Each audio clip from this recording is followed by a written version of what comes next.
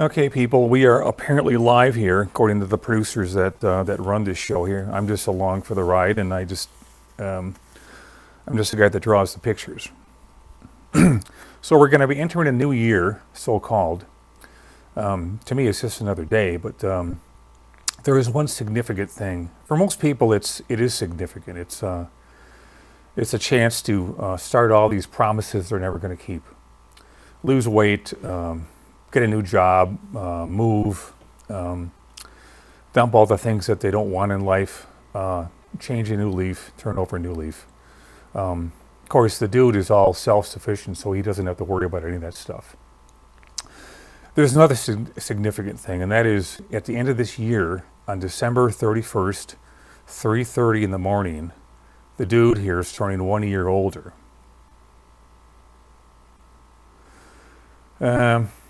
I need to cut off the aging process. I think it's gone on long enough here. The thing is, I don't mind the way I feel at 60 something here, but I do mind the number. I hate the number. I feel great. I hate the number. So that's coming up here. Look at all the years we've lived here. Now, you guys that are in your 20s, you don't count. So I'm not going to talk to you. We are going to talk about the guys that are that have been around since the really cool days, guys that are born in the mid to late 50s or even earlier, and lived through the 60s. We all remember where we were when JFK got shot. We all remember that, even when I was like 4 or 5 when that happened. But the things that took place in the 60s were pivotal to my entire person. Everything that I saw during the 60s, specifically 1966, informed every inch of my life, every aspect of it. So in 1966, if you were a kid, I was 9, I think, 9.5. There was the following shows that came on. Well, Johnny Quest came on in 1964. That was pivotal, of course. That was the first time we'd ever seen anything like that. But remember, when you're really young, you don't process it the same way as you do when you get older and you have a chance to look at things. Well, I've had a chance to look at these things, these Johnny Quest episodes, all 26 of them, and they are freaking phenomenal. I don't think until I started to really dig into my own animated show, the one I want to do with Nexus, that I really understood how much work goes into literally a single scene of a show like that. Even a head turn in eye blinks. Are there eye blinks? Are the head turns fluid? This is very difficult stuff to do, especially realistic characters. Forget about Yogi Bear, that doesn't matter. But when you're doing realistic characters, that is a challenge for pretty much anyone. Even when I do head turns of Nexus and Sunderpeel, they are challenging. They're not easy. You don't whip them right off. No matter how much experience you've had, you always have to do the construction at first. And that is something you work on constantly so that you, one, don't forget how to do it in the first place, and hopefully pick up little tips along the way when you're learning and relearning this stuff so that you make the process a little easier. We are going to be doing some drawing today. I think every time we do a live stream here, we're going to be doing a drawing of some kind. You guys seem to really like to see me draw pictures, and of course, that is my life, drawing pictures and painting. So we're going to be doing something at the end of the stream here. So stay tuned for that. So a couple things to hold up here. These very sturdy placards that we have installed here. You guys can read, can't you? Everyone's literate these days. Well, some of us are. So it speaks for itself. 1,000, 2,000, 3,000. Okay, you're done. And we have a sketchbook coming up here. This is the cover that I am still working on. Little things to finish it up. And I'm going to be showing you that original painting coming up real soon here. we took a poll and we found out that these polls are so important, right? And we found out that the best-selling sketchbook cover featured Alice on it. Well, I happen to like doing Alice, so I was in luck there. That's the new painting I just got done doing right there, which is about half a day away from being finished, but I'll show it to you anyway, because I'm just that kind of a guy. Next. Oh, yeah, okay, so we have alternative covers. You don't want to miss out on alternative covers. Everyone else is doing it, so why should we just jump on that bandwagon?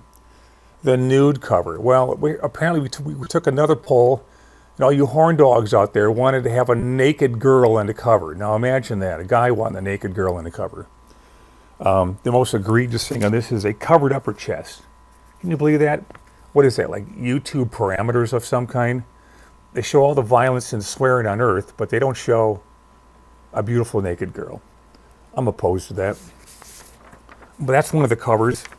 And the other cover is this really nifty kind of a gold-plated kind of a thing here of an Alice pen and ink that I did earlier today. This year. Last year. This year. So look for those kind of things right there. You guys done reading that? Good. Okay, we're moving on.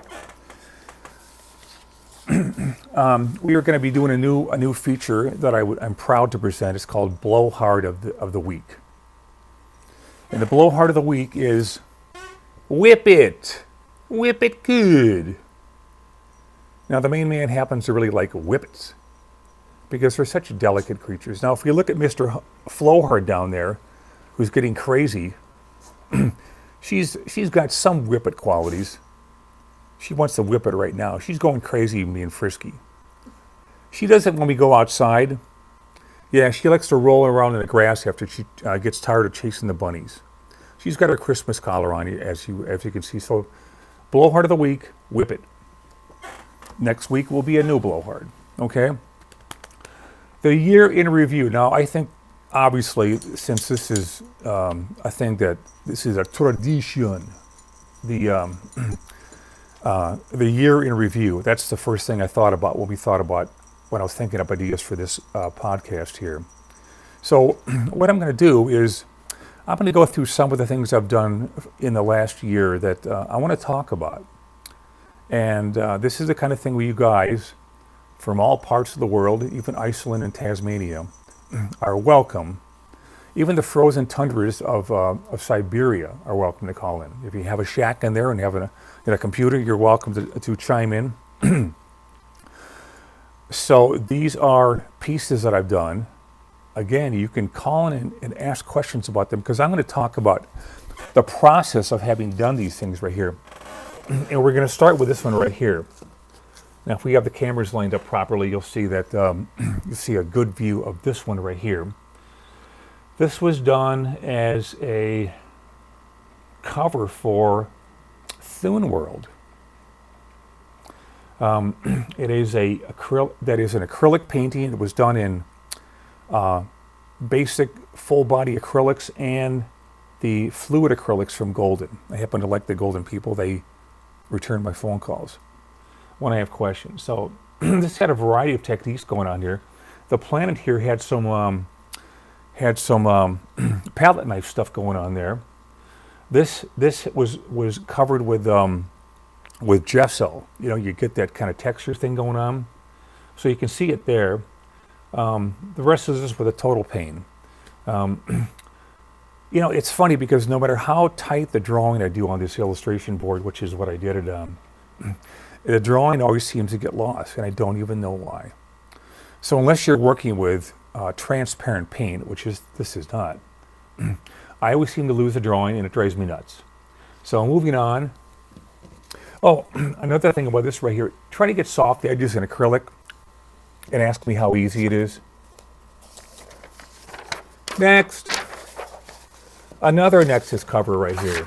Let's just take this clip off right here to make it easier for presentation purposes. Now this one was actually done in oil paint. I haven't worked in oil in a while too. And I just thought, well, every good artist really needs to keep his hand in oil. So me being the diligent student of the arts that I am, I made this one in oil right here. It was tough. There were some parts that came easy, some parts that came hard. You never know what they're going to be. You never know how to anticipate that kind of stuff.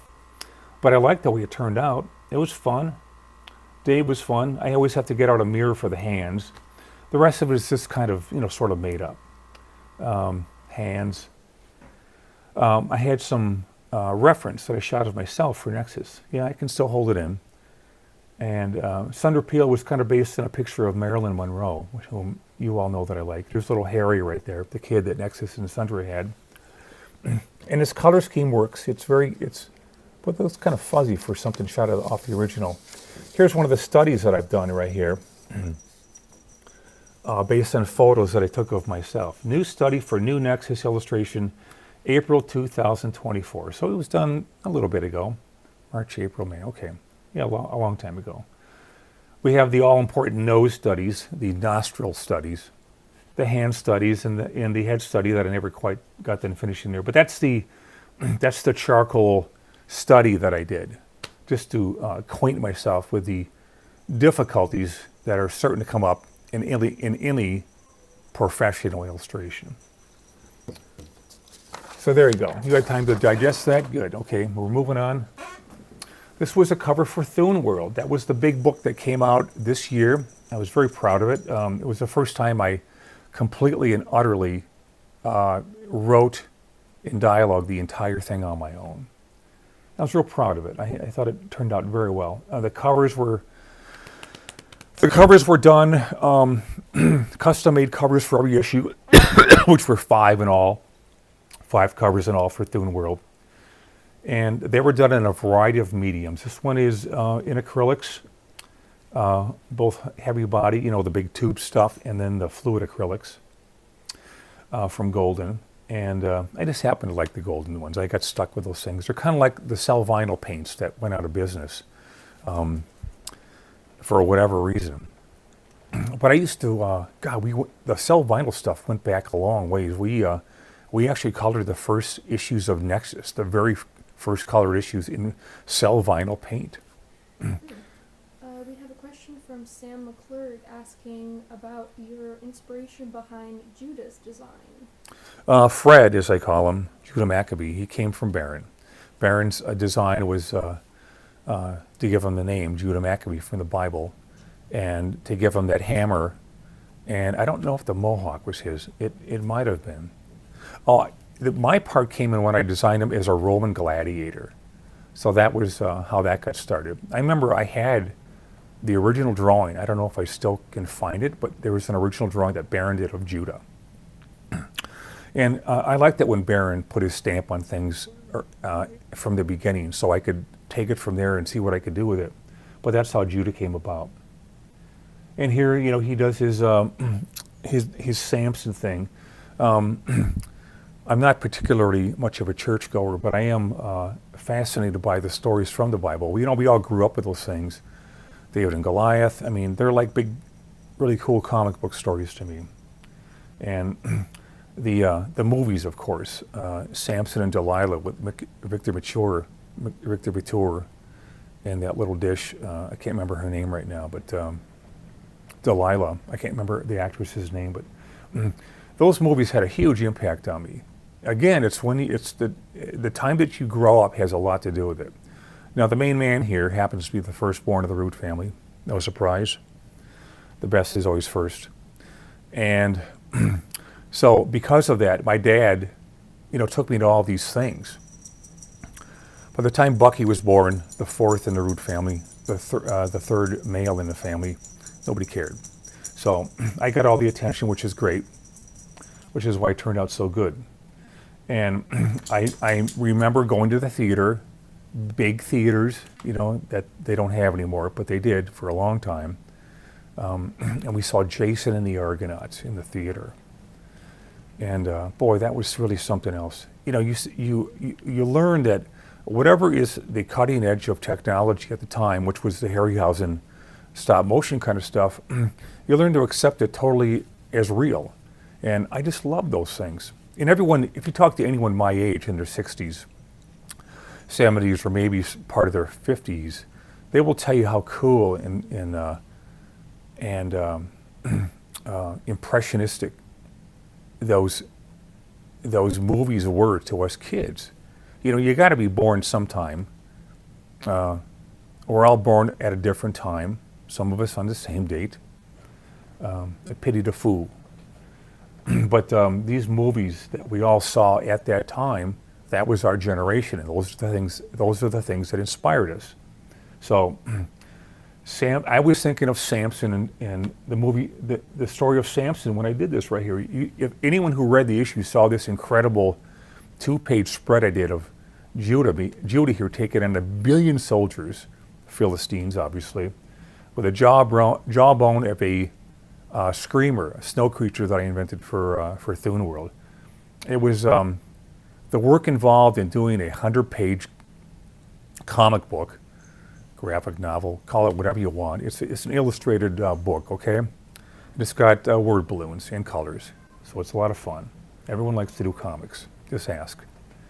The dick is acting up here. We are not going to do a dick of the week because they're good for nothing. However, blowhards are very much slotted for being first line. Silence, animal.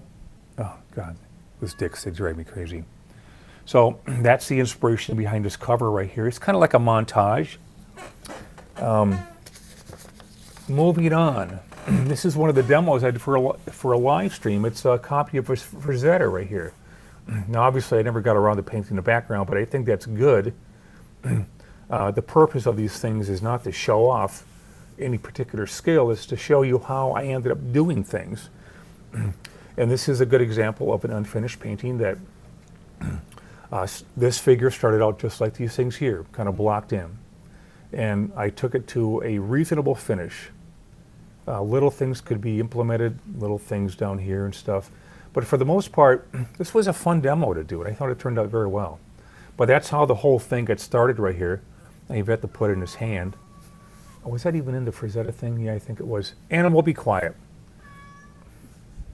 Let's remove the dick from the premises, Mr. Producer. She's always begging for food. These worthless animals, I tell you. Silence! Okay, so so that was part of this demonstration right here, where I show you, I give you a blow-by-blow of how things develop with paint. The dick is still here. Remove her. And so we're going to move on to the next thing.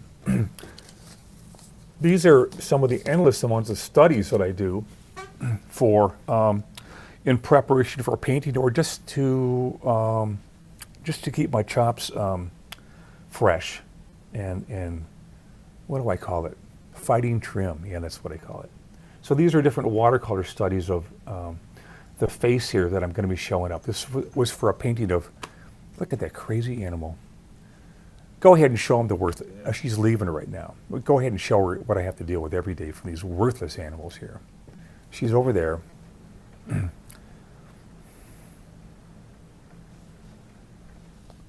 Yeah. Dick, come into the picture right here and show yourself.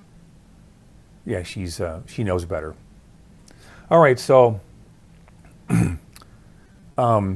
back to reality here and the good stuff. So this is some of the stuff that I do right here. These are watercolor studies. This is transparent, this is opaque. I really want to, I've been trying to master transparent watercolor for 1 billion years and I still haven't worked it out, but I am working on it. This is where I got this from. I had some reference of a girl's face that I liked, and everything was based on that. When I did this picture right here, the body was, yeah, I guess invented. I still don't like her smile. There's something wrong with that. I tell you, smiles, you guys know how tough smiles are, right? We talked about that last week. You can never have enough smile practice. But for the most part, it's not bad. Hair looks pretty good. But there's always room for improvement. This was another thing we did for a live stream. It was based on a Robert Fawcett painting about the Alamo. And this was done in front of everybody in 3 separate sessions. Boy, that went on long enough. Every time we think we're going to get something done here in the time that we have, which is no more than an hour, we end up going longer than that. But that's the way it turned out. This was an exercise in black Indian ink as an underpainting with with colored inks over it, so everything was permanent. There was no water solubility to these things, so you have to be well versed in where you're going with this thing. Not necessarily, there's no rules to this stuff, guys. You know that. But in the way that I have learned to do things, this is why these things come about on a weekly basis, where I show you very clearly, hopefully, how I go about doing these things in the many practices that I do with different techniques and different mediums. Now that's a lot of fun for me, so that's why I show it to you. The next one, this one apparently went over big on YouTube, even though there was no nudity. This was a Norman Rockwell picture that I adapted from one of Norman's paintings. I took what he did in oil and I translated it into pen and ink. Boy, these copies are crappy. The shit, they're taken from the originals, and yet they're very kind of fuzzy-wuzzy. So this was me trying to translate something into the pen and ink style that was very popular from the 1900s. From the beginning of 1900, say 1925, maybe 30. And I love doing this kind of stuff. Nobody does it nowadays, but of course, the dude being the dude, I am happy to do it. More studies. A Leyendecker cow. Now, we all know about cows because they happen to like cows, because they have skinny feet. There is no one quite like J.C. Leyendecker. So I copied that. That is done in mostly transparent paint, watercolor, with some opaques in there. So it's kind of a middle ground. It's a combination of this and that. This is something else. I don't remember where they came from. Mr. Edison is right here. I heard he was a very complicated person, very compromised. He stole stuff from Tesla, as I understand it, which is the kind of thing that inventors do, and college professors that are looking for tenure. So that was done in watercolor with some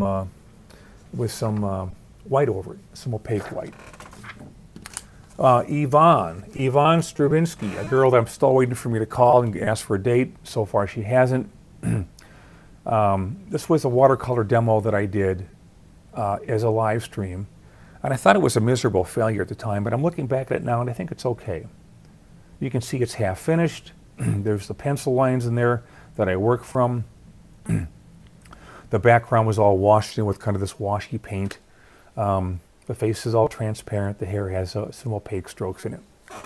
I got this idea of the transparent / opaque stuff from, well, actually I got it from one of my illustrators, but it goes back a long ways. I was told by a friend of mine that in England, there's no specific difference between going opaque and transparent. It's all kind of the same thing. And the artificial barriers that these art people love to erect just to mess people up in life, make them feel bad, they don't really exist. Only if you believe they do. If you look back at Sergeant Zorn and all these other favorite guys that everyone that Aunt Harriet's dog likes to talk about as influences, you can see that they liberally use both at the same time. So basically, you do whatever you need to do to make something work. Does that sound sound to you? Sounds sound to me. So goodbye, Stravinsky. We'll see you next year. We were talking about influences from my childhood here. This was this is from a still that I took off the TV. Now the miracle thing about today that everyone my age knows about is we now have perfect quality DVDs that have come out on these shows. Now you got to understand this. When we were watching these shows on TV, and everyone knows this from this age group, the best age group, of course, is that once these things were off the air, that was it. They may show up in reruns, like Star Trek did, and the Green Hornet with Bruce Lee, things like that. But for the most part, that was it. Once they were off the air, we'd never see them again. And then things started to happen, and all the people my age and younger decided they wanted to see these things done up in a very specific, very high quality. So you finally got these shows on really high quality DVDs. And it's just such a thrill to analyze these things. I will never get tired of doing that. In fact, corresponding with the Nexus TV show, the animated show that I want to do, to study these things frame by frame is a $5,000 class degree you're trying to get from CalArts, but don't have to pay a thing for it. If you just want to look at these things, study hard, and study hard. It's just incredible to me. So I just got the biggest thrill out of those DVDs and being able to do those again. People always want to know the secret of figure drawing. Well, here it is. But the thing is, and this is important to explain this, unless you walk the walk, and you know what I mean by that, you cannot talk the talk. Is that how that goes? Something like that. So, but I've been doing this for 40 years, and it still is challenging to me. So being an illustrator or a comic book artist or whatever you want to call it, you're an artist, okay? All involves the same things, but because it's a challenge, it never gets old. It never gets easy. It never gets too hard. But I got to tell you, if I'm going to vote one way or the other, it's going to be hard rather than easy. But it's also fun. If it wasn't fun, we wouldn't do it. So here's how I break down a lot of figures. Not all the time. It's fluid. It's a thing that can change from minute to minute. But this is one of the ways, if you want to chronicle these things of how something can work, this is how sometimes I start off right here. I had this theory that instead of starting with the head like everyone does, I thought I'd start with the feet. I mean, does that make sense? Of course it does. You're standing on your feet. That's where everything is rooted and everything comes from. All your posture comes from, and head turns and body movements come from the fact that the feet are planted on the ground. Okay, so I started with the feet here. What a brilliant observation. Thank you, Steve. You're welcome, Steve. And then it goes from this one right here where we flesh out, if you want to call it that, the other main body proportions. This is how people learn how to draw figures out of their imagination, or out of their head, or freehand, or whatever. We learn how to develop these things through this method right here, and it goes from simple, a little more complex to a finished kind of a mannequin right there.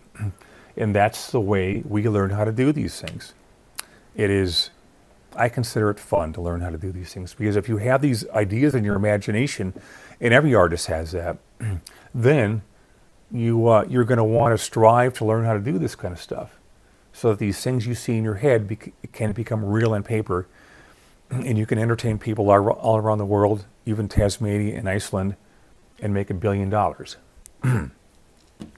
Next, I got this offline right here from a teacher that I studied with for a couple classes actually. His name is Glenn Vilpu, and I studied from him. God, it was just maybe one class, but I heard all about him. He's just a very nice man. He's obviously older from the days that I met him for the first time. I think it was 1989 or maybe 1990.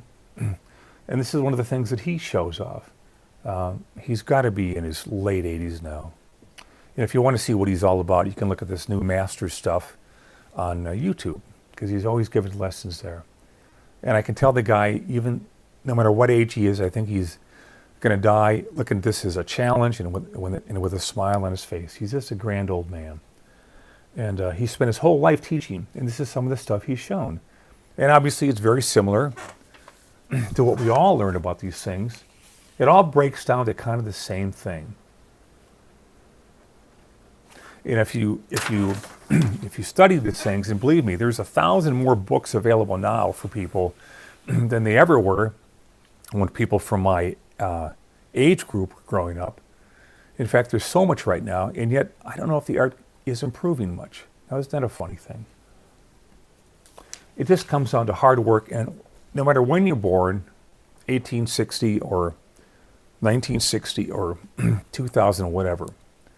In fact, there's some of you are being born right now. I see you in movies. You're the baby stars that come in when we need a newborn. This is all the same stuff. but it's for some reason it's so available now more than ever. And all I can say is you take advantage of what you have at the moment. And life is an exploratory thing, especially as an artist. There is so much to learn, but if it wasn't fun, here's Alice, done in pen and ink, mostly made up, but I kind of based it on something that I had already seen. But it's very much my own kind of a thing. And I'm kind of sort of happy with it. Pen and ink is a perpetually learning experience. There's no such thing as having it down. What I do to learn is I study the great masters of this art form. And that is three that I consider the very best: Charles Anna Gibson, James Montgomery Flagg, I Want You, and Orson Lowell. These guys were just the very, very best. But there are many practitioners of this art form that are still unsung because, remember, there was more than just three people doing this kind of stuff back in 1910 and 1920. It was the thing to do because it was cheap for a newspaper reproduction just to do line art, and that's what they did. I saw it at some point in my life, and I thought this is the coolest thing, so that's what I do. Now, speaking of Alice, here's another recent Alice painting that I just got done doing. It's a little dark in the Xerox here, but then things always turn out dark, especially comics nowadays. Don't get me started. So this was done in the same medium that I normally use when it's not straight watercolor. It's the fluid acrylics from Golden, and I think this turned out okay. Always room for improvement. What's next here, people? Well, we're back to the beginning. Can you imagine that? So we're going to set all this stuff aside here. And because we are a drawing station here, with all the affiliates connected with us, sorry, we're not going to do Whip It. But we are going to do Rollerball. In the future, there will be no sports, but there will be Rollerball. See this picture of Alice right here that Mr. Producer is going to show an insert of? Well, we're going to be doing a drawing of that, but I'm going to expand on it. It's a little straight up and down. I'm going to add some flair, some movement to it, some animation, so-called, in the structure of the figure. So you're going to see me start the figure from the same things that I show you all the time, which are pretty universal. But I have this picture in my head. It always starts with that picture in your head.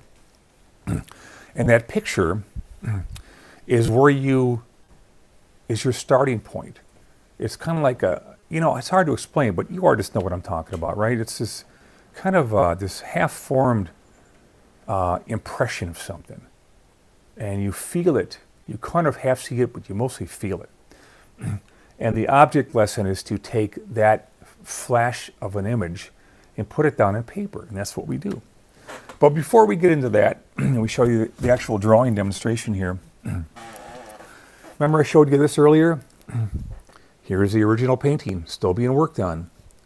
Everything's done except the playing cards, and the playing cards are going to have the Alice Goofy cast that is going to be in there, the kitty cat, in the dodo, in the rabbit, all those kind of things. So I've got to find a way to put those in.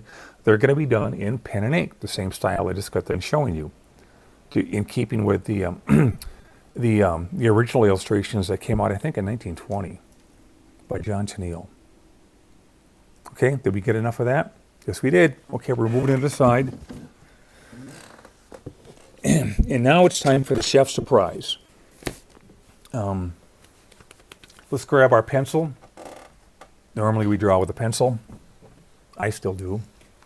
And so does Alex Ross. I think we are the only two holdouts left on this planet here that still draw with traditional tools. Tradition. So, we have a nice piece of blank paper. It's funny, some artists are afraid of this blank piece of paper. I always looked at it as something to attack. So, for me, a blank piece of paper is exciting. I can't wait to see what's going to happen with it. So, I kind of have this sort of idea of where I'm going to go with this.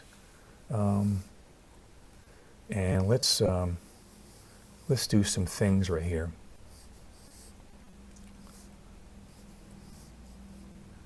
Okay, so if you can see that, light as it is, with this Derwent drawing pencil right here, ink blue 3720, for you technical types out there. Here's how I'm going to start, and I'll describe it to you as I go along, okay? So this is the picture we're working from. She's obviously taken some potion right here, which we all know about from the various things we've seen in Alice. So you notice I'm actually putting this in now. Go figure, right?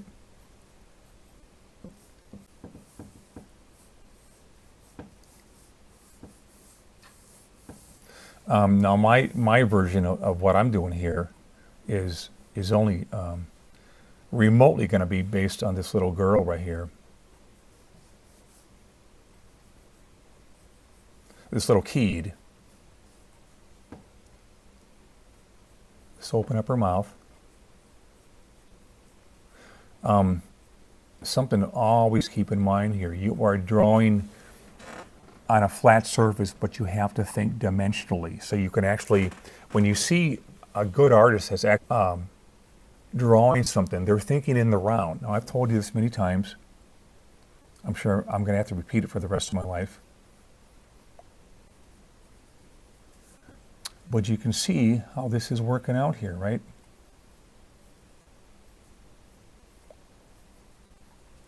So this image in my head, it's coming to whatever you want to call it, fruition, to life. Don't forget the eraser. Clean up some of those lines. This is kind of based on the Disney Alice here. When you draw eyes, this is what they look like. And then there's these lids that go around it. And then there's the thing in the middle that we see out of.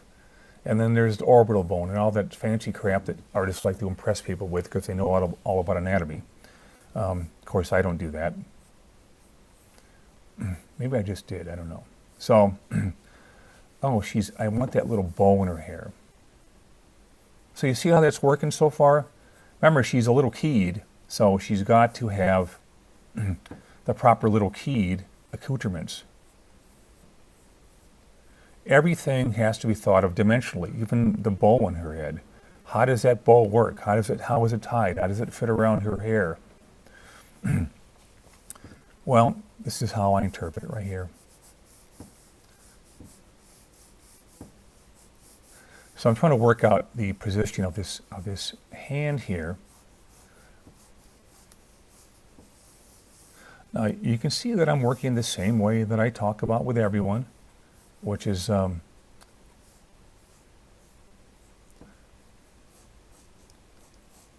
going into artist mode here. That's when artists always clam up. You always know when somebody's getting into something because they start slurring their words, not talking coherently, or otherwise sounding kind of silly. So these are all construction lines right here. Oh, I have to do hands again, I suppose. I'm always working on hands. That's why I have to take reference for them all the time. This is going to be one of those skinny bottles that the alcoholics always have in their car. What do they call these things? Flasks or something like that? Anyway, so that's what I'm going to give her. Let's get her apron. Let's get her apron on here. How does an apron work? Well, if you were born when I was, all the moms wore one, right, guys? And here's a bow in the back, and here's the dress that flares out to 1,000,000,000 degrees. And remember, this is a round thing, so we have to make it look round. Here's a little frill stuff that goes on here. Here's the other hand. Now, let's make sure we're constructing things properly here. There's that wedge shape, and then there's the fingers, and they kind of originate back here. That's how the skeleton of the hand works. And of course, that's the soundest way to do anything, is to look at what's underneath to figure out where you're going with stuff. The ever handy pencil sharpener. Feet are just another thing that you do. And the shoes we wear on our feet.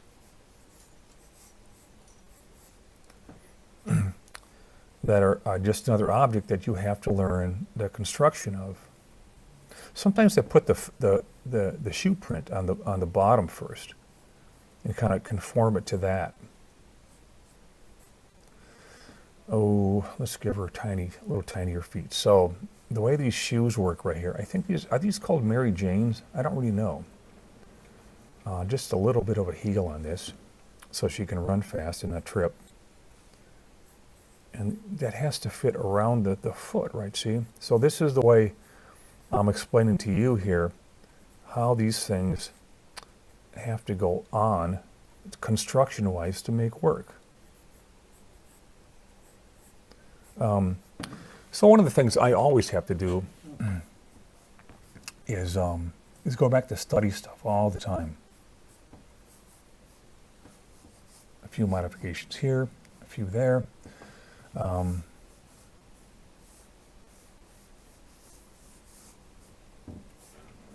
And Alice is slowly coming to life. And she's obviously very eager to be drinking this stuff. What do they always do? They do this kind of stuff here in cartoons, right? Reflections, glass. This is glass, so it's going to have reflections. Her hair has got a very specific cut to that. So don't forget about that. When girls go to the hairdressers, they get a style. They are being styled with a specific thing. It's being cut in a certain way. And that's what you have to remember when you're doing girls' hair. We'll do a little bit of shading in here, just to give it some contrast. You notice I'm using the side of the pencil? Yes, that's the way all of us were trained in art school to work, to hold it on the side. You do that because you are able to move your entire shoulder rather than just a wrist thing, which is what you do when you're writing a letter to grandma. This is a very light pencil right here. This is some cast shadow kind of a stuff going on here. It took me a million years to understand how light works and folds.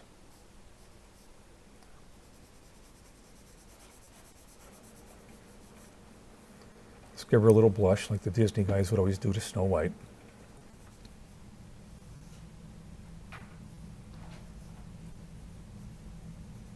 Should we make her collar white, or should we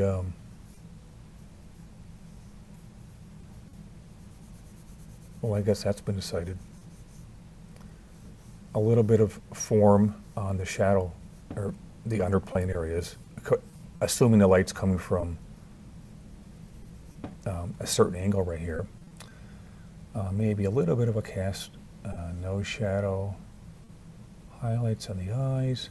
So you can see the way I'm doing this stuff. It's exactly the way I tell you to do it yourself. Cast shadow, just because it seems to work. Maybe a couple big folds here.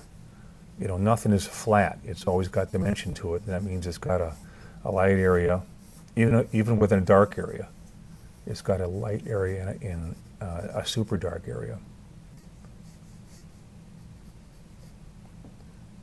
These must be Argyle socks. They have the lining on it. This would be partly in shadow. This would too. Of course, you all know how much I like my blondes. And it's not pure white, of course, unless you're Snow White, and we're not doing her today. So it's got a little bit of dimension going on to it, and this is how you show it. So there is Steve Rude's version of Alice for today's demonstration.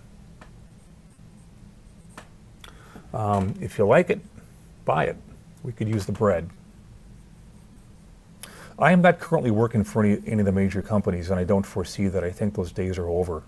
I am disgusted with the way comics look today.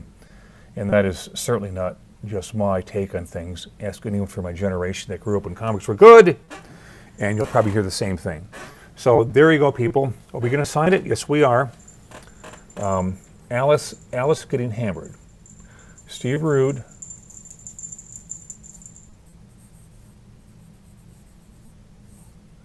The dude. Helps have a very flamboyant signature, doesn't it? Oh, we have another Dick here. This is one I actually like. This is Little Sal. And she's mostly white. Show the Dick. Little Sal. Little Sal has the distinction of being a slob. She does this weird thing with her feet. I'm not going to tell you because it's too gross, but Little Sal? Sal? Yeah, she knows the dick noises here. When you say Sal, it's a dick noise. And they like that. This one grew up with them, so she's obviously well-informed, well-versed in dick noises here. So hopefully you liked what I did here. And there you go. It is December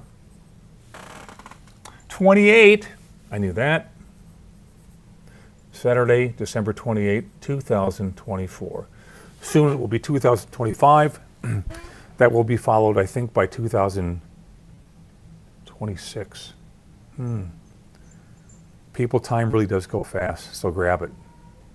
I know it's wasted on the young, but guys my age are well understanding of the process of time moving forward. And it works at the same pace for everybody on Earth. It's very diplomatic. So grab it. Learn what you can. Make something of your lives, guys. And we'll see you next time for another Steve Rude live stream. Show the Alice painting one more time. Oh, we're getting a request here to show the Alice painting one more time. There it is, guys. Soon it will have the cards being fully done. And once that's done, I will sign it. And it will be another Steve Rude masterpiece. This is for the crowdfunder launching. Yeah, this is going to be on the sketchbook cover here. It's a custom done painted illustration for the sketchbook, the 2025 sketchbook. Okay, so that's it for today. That's it for today's live stream. Hopefully we got some close-ups there. It's Be Kind to Whip It week. We'll see you next time for another Steve Rude live stream. Adios, auf Wiedersehen. Ciao.